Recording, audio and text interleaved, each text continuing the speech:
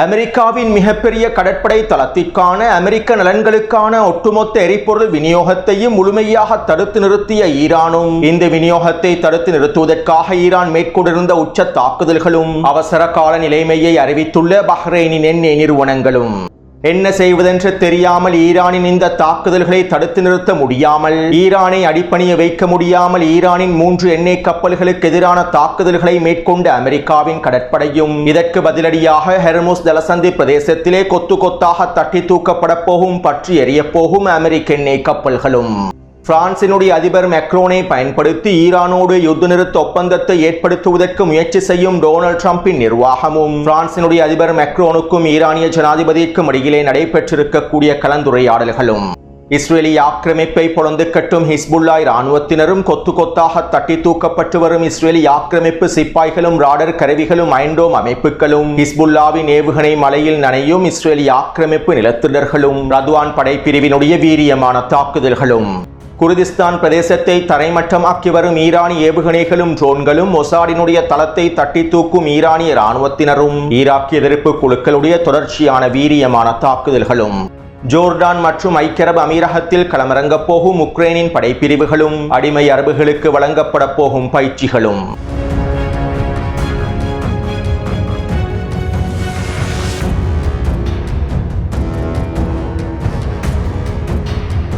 இது ஈரான் அப்டேட்டின் 24வது காணொளியாகும். ஈரானினுடைய புதிய உச்ச தலைவர் தொடர்பாகவும், டொனால்ட் ட்ரம்பினுடைய அறிக்கைகள் தொடர்பாகவும், அமெரிக்காவினுடைய மிகப்பெரிய தோல்வி தொடர்பாகவும், அமெரிக்காவில் ஏற்பட்டிருக்கக்கூடிய பதற்றம் தொடர்பாகவும் இன்று காலை மிக முக்கியமான காணொளி ஒன்றை பதிவிட்டிருந்தேன். மேலும் குறித்த காணொளியை பார்வையிடாதவர்கள் கீழே இருக்கக்கூடிய லிங்கினை பயன்படுத்தி பார்வையிடலாம். லெபனானிய களத்தில் உச்ச மோதல்கள் நடைபெற்று வருகின்றன. ஹிஸ்புல்லா இராணுவத்திற்கும் இஸ்ரேலிய ஆக்கிரமிப்புக்கும் இடையில் மோதல்கள் விரிவடைந்து வருகின்றது. லெபனானிய களத்தில் போரானது நினைத்து கூட பார்க்க முடியாத அளவுக்கு விரிவடைந்து வருகின்றது. மேலும் லெபனானிய களத்திலே பிரான்ஸ் களமிறங்குவதற்கு முழுமையான முயற்சிகளையும் மேற்கொண்டு வருகின்றது. லெபனானுக்குள்ளே ஹிஸ்புல்லா இராணுவத்தினை வீழ்த்துவதற்காகவும், ஹிஸ்புல்லா இராணுவத்தினை அடிப்பணிய செய்வதற்காகவும் லெபனானிய அரசு இராணுவத்திற்கு தேவையான போர் வாகனங்களையும் அனைத்து விதமான உதவிகளையும் பிரான்ஸ் வழங்குவதாக அறிவித்துள்ளது. மேலும் பிரான்சினுடைய மிக முக்கியமான படைப்பிரிவுகளையும் தளபதிகளையும் லெபனானுக்குள்ளே களமிறக்கி லெபனானிய அரசு இராணுவத்தினை வழிகாட்டுவதற்கு பிரான்ஸ் முழுமையாக தயாராக இருப்பதாகவும் தெரிவிக்கப்படுகின்றது.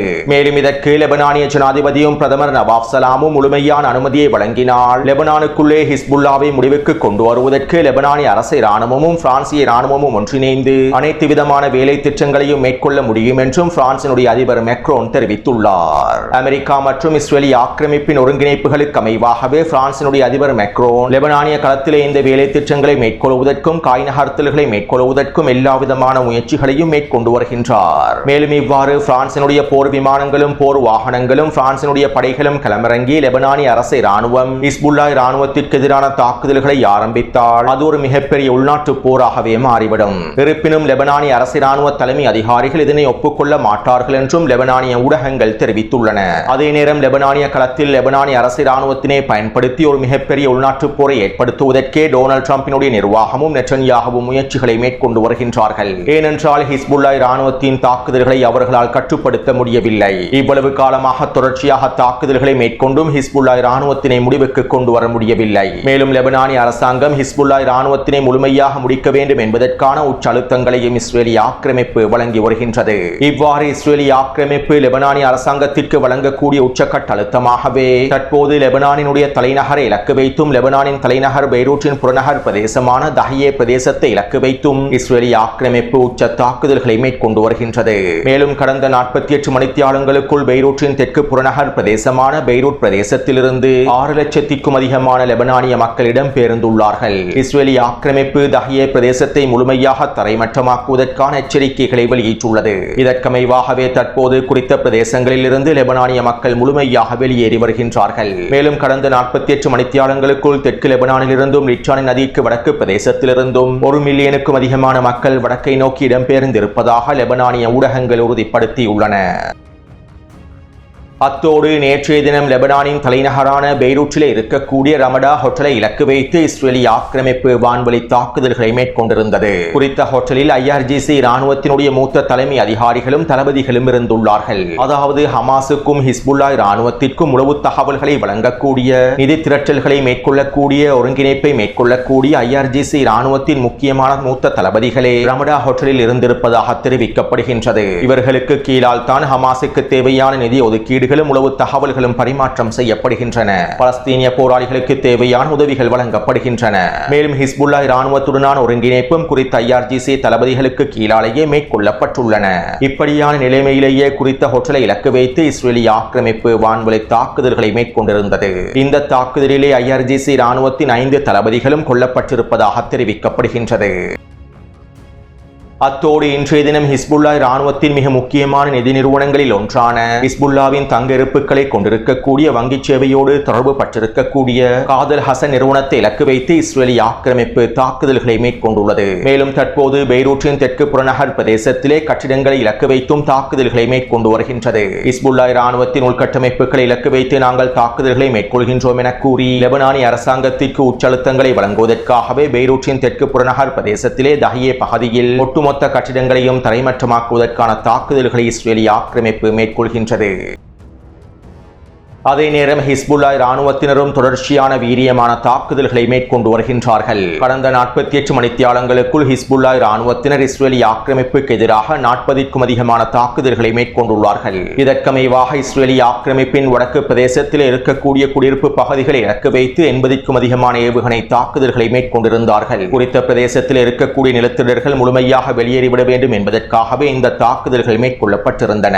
மேலும் வடக்கு பிரதேசத்தில் இருக்கக்கூடிய 18க்கும் அதிகமான இராணுவ கட்டளை தளங்களில் இருக்கக்கூடிய ராடர் கருவிகளையும் ஐண்டோம் அமைப்புகளையும் இலக்கு வைத்து உச்சக்கட்ட ட்ரோன் தாக்குதல்களை மேற்கொண்டிருந்தார்கள். இந்த தாக்குதலிலே 5 ஐண்டோம் பேட்டரிகள் அளிக்கப்பட்டிருப்பதாகவும் 7 ராடர் அமைப்புகள் முழுமையாக தரைமட்டமாக்கப்பட்டிருப்பதாகவும் தெரிவிக்கப்படுகின்றது. அதே போன்று லெபனான் எல்லை பிரதேசத்திலே நிலை கொண்டிருக்கக்கூடிய இஸ்ரேலி ஆக்கிரமிப்பு சிப்பாய்களை இலக்கு வைத்து அவசர ஏவுகணை தாக்குதல்களையும் மேற்கொண்டு வருகின்றார்கள். மேலும் கடந்த 48 மணித்தியாலங்களுக்குள் இது போன்ற 13 தாக்குதல்கள் மேற்கொள்ளப்பட்டிருப்பதாகவும் 25க்கும் அதிகமான சிப்பாய்கள் கொத்தாக அளிக்கப்பட்டிருப்பதாகவும் தெரிவிக்கப்படுகின்றது. மேலும் குறித்த தாக்குதல் தொடர்பான ஒரு சில காணொளிகளை டெலிகிராம் சேனலில் பதிவிட்டுள்ளேன். அதே போன்று தரைவழி தாக்குதலில் ஹிஸ்புல்லா இராணுவத்தினர் வீரியமான துப்பாக்கிச் சூட்டு தாக்குதல்களையும் ஏவுகணை தாக்குதல்களையும் கவசதெடுப்பு ஏவுகணை தாக்குதல்களையும் மேற்கொண்டு வருகின்றார்கள். இதற்கமைவாக கடந்த 48 மணித்தியாலங்களுக்குள் கஃபர் ஷுபா பிரதேசத்திலும் பர்கபா பிரதேசத்திலும் நிலை கொண்டிருக்கக்கூடிய 3 புல்டோசர் வண்டிகளும் 2 மெர்காவா போர்த்தாங்கி வாகனங்களும் கொத்தாக அளிக்கப்பட்டுள்ளன. இதனோடு இருக்கக்கூடிய இஸ்ரேலி ஆக்கிரமிப்பு படைகளும் கொத்து கொத்தாக தட்டி தூக்கப்பட்டுள்ளார்கள். ஹிஸ்புல்லா இராணுவத்தின் ரதுவான் படைப்பிரிவினரே இந்த தாக்குதல்களை சுற்றி வளைத்து மேற்கொண்டுள்ளார்கள். அத்தோடு ஹிஸ்புல்லா இராணுவத்தின் உச்சக்கட்ட தாக்குதல்களினால் இஸ்ரேலி ஆக்கிரமிப்பினால் தரைவழி தாக்குதல்களை மும்முரமாக மேற்கொள்ள முடியவில்லை. பர்கபா மற்றும் கஃபர் ஷுபா பிரதேசங்களினூடாகவும் முன்னேற முடியவில்லை. இதனால் தற்போது இஸ்ரேலி ஆக்கிரமிப்பு சிரியாவினூடாக ஹெலிகாப்டர் மூலமாக நுழைந்து லெபனானினுடைய கிழக்கு பிரதேசத்திலே தரையிறங்கி பேக்காவாலே பிரதேசத்தினூடாக களமிறங்கி குறித்த பிரதேசத்தினூடாக தரைவழி தாக்குதல்களை மேற்கொள்வதற்கு முயற்சிகளை மேற்கொண்டுள்ளது. அதாவது குறித்த வரைபடத்திலே சிவப்பு நிற அம்புக்குறியினால் காண்பிக்கப்பட்டிருக்கக்கூடிய பிரதேசத்தினூடாக ஹெலிகாப்டர் மூலமாக களமிறங்கி ஹெலிபோன் தாக்குதல்கள் மூலமாக தரைவழி தாக்குதல்களை மேற்கொள்வதற்கு இஸ்ரேலி ஆக்கிரமிப்பு முயற்சி செய்துள்ளது. இதற்கமைவாக நேற்றிரவு இஸ்ரேலி ஆக்கிரமிப்பின் 15க்கும் அதிகமான ஹெலிகாப்டர்கள் சிரியா வழியாக குறித்த பிரதேசத்திலே களமிறங்கியுள்ளன.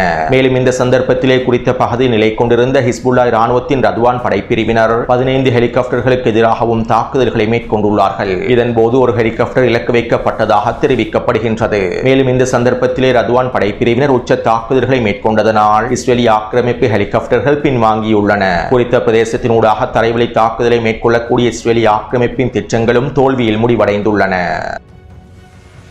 அடுத்து ஈராக்கில் இருக்கக்கூடிய எதிர்ப்பு குழுக்கள் ஈராக்கிய குர்திஸ்தான் பிரதேசத்தினை தரைமட்டமாக்கி வருகின்றார்கள். குர்திஸ்தானின் தலைநகரான எர்பில் பிரதேசத்தில் இருக்கக்கூடிய விமான நிலையத்தினை தொடர்ச்சியாக இலக்கு வைத்து தாக்குதல்களை மேற்கொள்கின்றார்கள். மேலும் குர்திஸ்தான் பிரதேசத்தில் இருக்கக்கூடிய அமெரிக்காவினுடைய எண்ணெய் கிணறுகளையும் அமெரிக்காவின் எண்ணெய் கிணறுகளோடு சம்பந்தப்பட்டிருக்கக்கூடிய ஒட்டுமொத்த நிறுவனங்களையும் இலக்கு வைத்தும் தாக்குதல்கள் மேற்கொள்ளப்படுகின்றன.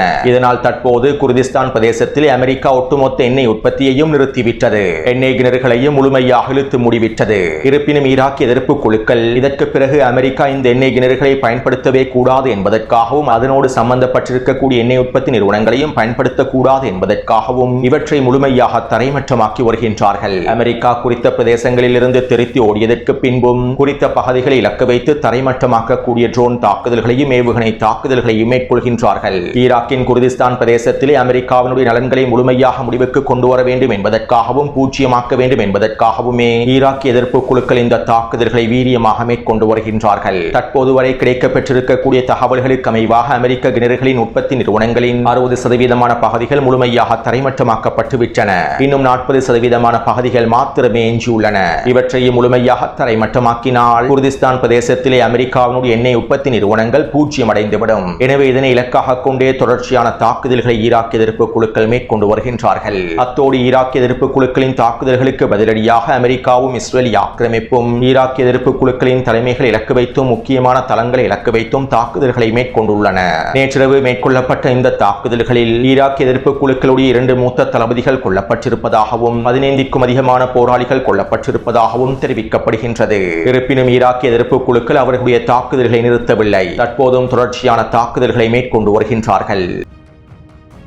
அடுத்து ஈரானின் IRGC இராணுவம் குர்திஸ்தான் எல்லை பிரதேசத்தில் இருக்கக்கூடிய மிக முக்கியமான தளங்களையும் பிரிவினைவாதிகளின் பயங்கரவாதிகளின் மிக முக்கியமான ஆயுத கிடங்குகளையும் அவர்களுடைய ராடர் தளங்களையும் முழுமையாக தரைமட்டமாக்கி வருகின்றார்கள். கடந்த 48 மணித்தியாலங்களுக்குள் குர்திஸ்தான் எல்லை பிரதேசத்தை இலக்கு வைத்து IRGC இராணுவம் 50க்கும் அதிகமான ஏவுகணை தாக்குதல்களையும் ட்ரோன் தாக்குதல்களையும் மேற்கொண்டுள்ளது. குறித்த பகுதியில் இருக்கக்கூடிய பிரிவினைவாத குழுக்களையும் பயங்கரவாதிகளையும் முழுமையாக அளிக்கும் நோக்கத்தோடும் தரைமட்டமாக்கும் நோக்கத்தோடுமே ஈரான் இந்த தாக்குதல்களை வீரியமாக மேற்கொண்டு வருகின்றது. அது மட்டுமல்லாமல் குர்திஸ்தான் பிரதேசத்திலே மொசாட் உளவாளிகளினால் அமைக்கப்பட்டிருக்கக்கூடிய சில ராடர் கருவிகளையும் கண்காணிப்பு கருவிகளையும் ஒட்டு கேட்கும் கருவிகளையும் IRGC இராணுவம் கொத்தாக தட்டி தூக்கியுள்ளார்கள். மேலும் குறித்த தாக்குதல் தொடர்பான காணொளிகளை நேற்றிரவே நான் டெலிகிராம் சேனலில் பதிவிட்டிருந்தேன். அடுத்து உக்ரைன் ஜனாதிபதி ஜெலன்ஸ்கி ஜோர்டானுக்கும் ஐக்கிய அரபு அமீரகத்திற்கும் அவருடைய உக்ரைனிய படைப்பிரிவுகளை அனுப்பி வைத்துள்ளார். ஈரானினுடைய ஷஹீத் ட்ரோன்களை சுட்டு வீழ்த்துவதற்கும் உக்ரைனிடம் இருக்கக்கூடிய ட்ரோன் இடைமறிப்பான்களை பயன்படுத்தும் விதத்தை கற்றுக் கொடுப்பதற்குமே அடிமை அரபுகளுக்கு தேவையான பயிற்சிகளை வழங்குவதற்காகவுமே தற்போது உக்ரைனின் சில படைப்பிரிவுகள் ஜோர்டான் மற்றும் ஐக்கிய அரபு அமீரகத்தில் களமிறக்கப்பட்டுள்ளன. மேலும் இதனை ஜெலன்ஸ்கியே உத்தியோகபூர்வமாக அறிவித்துள்ளார். இன்னும் ஒரு வாரத்திற்குள்ளே ஈரானிய ட்ரோன்களை சுட்டு வீழ்த்துவதற்கு தேவையான ட்ரோன் இடைமறிப்பான்கள் மத்திய கிழக்கை அடைந்துவிடும் என்றும் அதற்கு முன்பு நாங்கள் இவர்களுக்கு தேவையான பயிற்சிகளை வழங்க வேண்டும் என்பதற்காகவே களமிறங்கியுள்ளோம் என்றும் உக்ரைனிய ஜனாதிபதி தெரிவித்துள்ளார். அடுத்து பிரான்சினுடைய அதிபர் மேக்ரோன் ஈரானிய ஜனாதிபதி மசூத் பெஸஷ்கியானுக்கு தொலைபேசி அழைப்பை ஏற்படுத்தி கலந்துரையாடல் ஒன்றை மேற்கொண்டுள்ளார். மேலும் இதன்போது மேக்ரோன் ஈரானிய ஜனாதிபதியிடம் கூறியிருக்கக்கூடிய கருத்துக்களை ஈரான் இன்டெல் ஊடகங்கள் செய்திகளாக வெளியிட்டிருந்தன.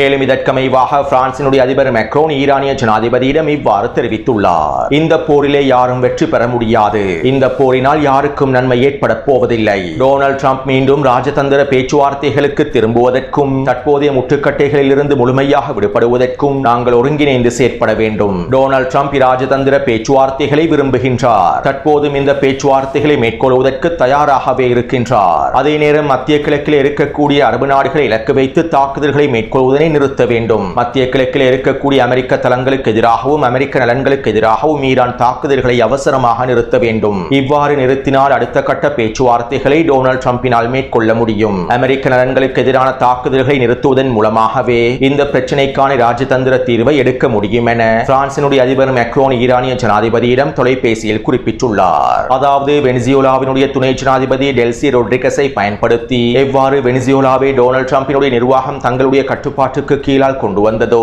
அதே போன்று தற்போது ஈரானிய ஜனாதிபதியை பயன்படுத்தி மசூத் பெஸஷ்கியானை பயன்படுத்தி ஈரானோடு ஒப்பந்தங்களை மேற்கொண்டு ஈரானை முழுமையாக கட்டுப்பாட்டுக்கு கொண்டு வருவதற்கு பிரான்சினுடைய அதிபர் மேக்ரோனை பயன்படுத்தி டொனால்ட் ட்ரம்ப் திட்டமிட்டுள்ளார், முயற்சிகளை மேற்கொண்டுள்ளார். அது மட்டுமல்ல ஈரானுடனான பேச்சுவார்த்தைகளை மீண்டும் ஆரம்பிப்பதற்கும் போரை தற்காலிகமாக நிறுத்துவதற்கும் டொனால்ட் ட்ரம்ப் பிரான்சினுடைய அதிபரை பயன்படுத்தி முயற்சி செய்துள்ளார். டொனால்ட் ட்ரம்பினுடைய இந்த முயற்சிகளை அமெரிக்காவினுடைய மிகப்பெரிய தோல்வியை உறுதிப்படுத்துகின்றது.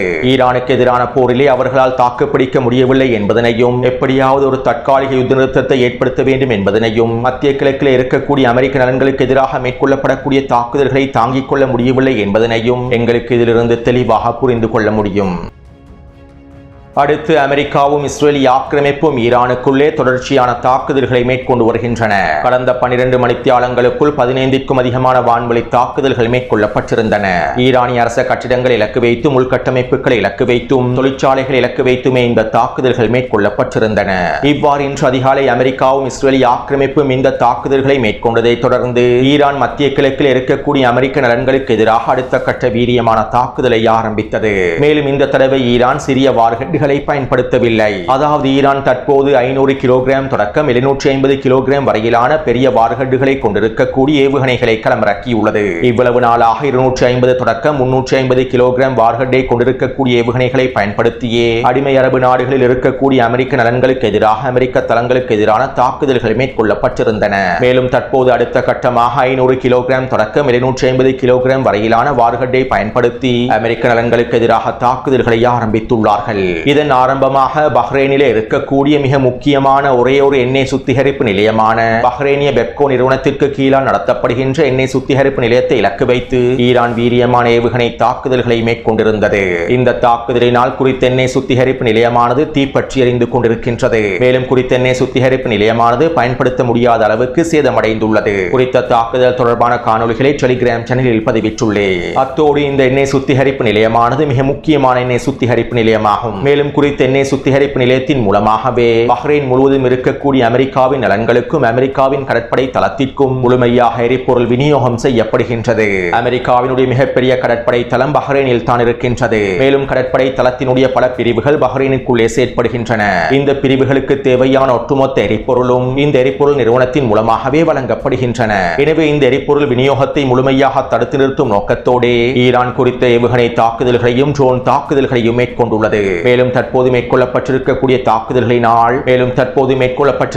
இந்த தாக்குதலினால் அமெரிக்க கடற்படைக்கு தேவையான ஒட்டுமொத்த எரிபொருள் விநியோகமும் தடைப்பட்டுள்ளது. மேலும் பஹ்ரைனிய களத்தில் இது அமெரிக்க கடற்படை தளத்தையும் அமெரிக்காவினுடைய செயற்பாடுகளையும் மேலும் பலவீனப்படுத்தும். பஹ்ரைனில் இருந்து ஈரானுக்கு எதிராக மேற்கொள்ளக்கூடிய தாக்குதல்களுடைய வீரியத்தையும் குறைக்கும். அத்தோடு இந்த தாக்குதல்களை தொடர்ந்து பஹ்ரைனினுடைய எண்ணெய் உற்பத்தி நிறுவனங்கள் அவசர கால நிலைமையை அறிவித்துள்ளன.